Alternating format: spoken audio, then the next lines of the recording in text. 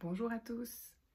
Je profite de cette nouvelle année pour vous souhaiter une belle année 2023, même si j'aime pas trop cette période de vœux où finalement on souhaite les vœux à tout le monde sans forcément mettre de la conscience dans ce qu'on souhaite.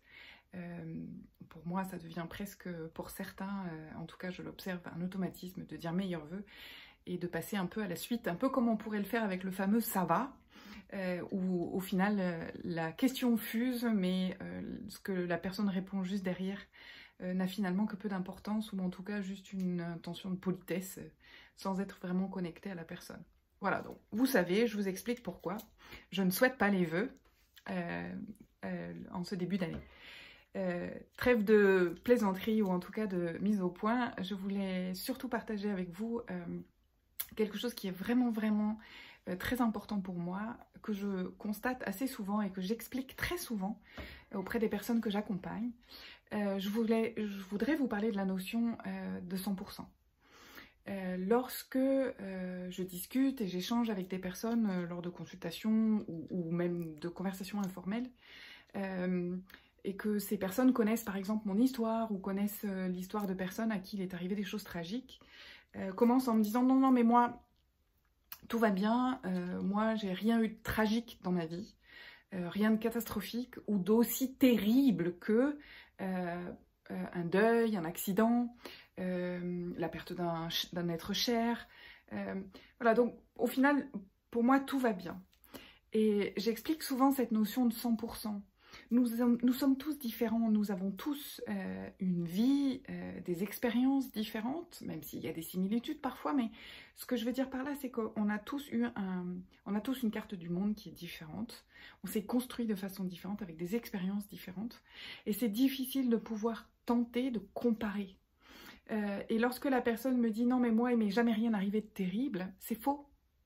Il vous est forcément arrivé quelque chose de terrible dans votre vie, même si c'était pas un deuil, un accident, un incendie, quelque chose d'absolument qu'on peut appeler catastrophe. Il vous est forcément arrivé quelque chose de terrible pour vous.